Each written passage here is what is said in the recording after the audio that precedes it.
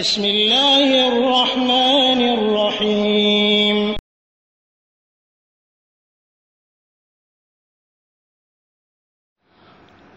ওয়ালাইকুম আসসালাম রহমতুল্লাহি ওয়া বারাকাতুহু। বোন, আপনার প্রশ্ন দেখলাম, আপনি বলেছেন কবরে আজান দিলে নাকি কবরে আযাব হয় না, একথা কি সঠিক? প্লিজ জানাবেন। জাযাকাল্লাহু খায়রান ওয়া ইয়াক। এটা সম্পূর্ণ গলত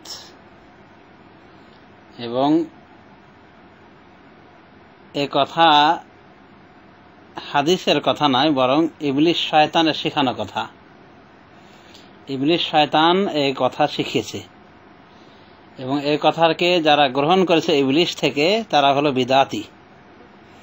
এই বিদাতি মহলই এটা চালু করেছে। আসলে রাসূলুল্লাহ সাল্লাল্লাহু আলাইহি ওয়াসাল্লামের আদর্শ দ্বারা এই আযান প্রমাণিত নয়। এই আযান প্রমাণিত নয়, কারণ রাসূলুল্লাহ সাল্লাল্লাহু আলাইহি ওয়াসাল্লাম তার জীবদ্দশায় একাধিক সাহাবীকে দাফন করেছেন। সাহাবায়ে কেরাম রাসূলুল্লাহ সাল্লাল্লাহু আলাইহি ওয়াসাল্লামকে সমাহিত করেছেন, তাকে দাফন করেছেন। কোথায় আযান হলো? কেউ তো আযান দেননি। না দিয়েছেন রাসূলুল্লাহ সাল্লাল্লাহু আলাইহি ওয়াসাল্লাম, না দিয়েছেন সাহাবায়ে কেরাম, তাবিঈন আযম। এই আযান দেওয়ার প্রথাটা সর্বপ্রথম এই বেরলভী, এই কবর পূজারী, এই বিদআতপন্থী এই দলটি, এই ফেরকা এটার সৃষ্টি করেছে। মানে এই বিদআতটি চালু করেছে আমার যতটুকু জানা এই বেরলভী বিদআতীরা, যাদের পুরোধা হলো আহমদ রেজা খান বেরলভী। এই লাইন এভাবে আযানকে চালু করেছে, কবরে আযান দেওয়াকে সুন্নাত বলেছে, মুস্তাহাব বলেছে, বিভিন্ন অজুহাত দেখে, যার ভিতরে এটাও যে শয়তান পালায়।